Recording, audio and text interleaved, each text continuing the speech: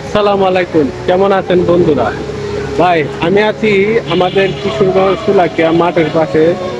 তো এই মাঠের পাশে কিছু দুঃখজনক কিছু কথা বলবো। কথাটা হচ্ছে, আমরা এই মাঠ নিয়ে অনেক গর্ব করে বলি যে আমাদের কিশোরগঞ্জ শোলাকিয়া মাঠ, অনেক গর্বর সাথে বলতে পারি, নিজেরই একটা গর্ব হয়।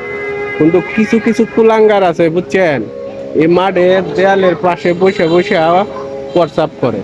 আবার কিছু কিছু কুলাঙ্গাররা দেখি যে মাঠের এই ওয়ালের মধ্যে প্রস্রাব করে। এর মধ্যে কোনো এলাকার প্রতিবেশী বা কেউ এর মধ্যে দেখি না একটা মানুষ প্রতিবাদ করছে।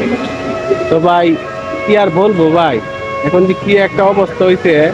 আমরা এই মাঠটাকে কত সম্মান করি, লাখ লাখ মানুষ একত্রিত হইয়া এই মাঠে নামাজ পড়ে সবাই। আর এই মাঠের দেয়ালের পাশে বৈশা প্রস্রাব করে, দেয়ালের মাধ্যমে প্রস্রাব করে। ভাই, কিছু বলার নাই ভাই। মানে আমরা যে কি মুসলমান, আমরা কি যে বুঝলাম না। মানে আমরা কি নিজের এটাও এখনো বুঝতে পারলাম না যে আমাদের একটা ধর্মস্থান, এই জায়গার মধ্যে যে কি হইব না না হইব, এই জিনিসটাও বোঝার মতো একটা মানসিক কি মাথায় দেন, বুদ্ধি কিছু দেয় না। যেটাই হোক ভাই, আমি একটা ছোটখাটো মানুষ, যেটা বলার বলছি। তো আপনারা একটু দেখেন যে আমি কি বিষয়ে কথাটা বলছি। তো সবাই ভালো থাকেন, সুস্থ থাকেন। আসসালামু আলাইকুম।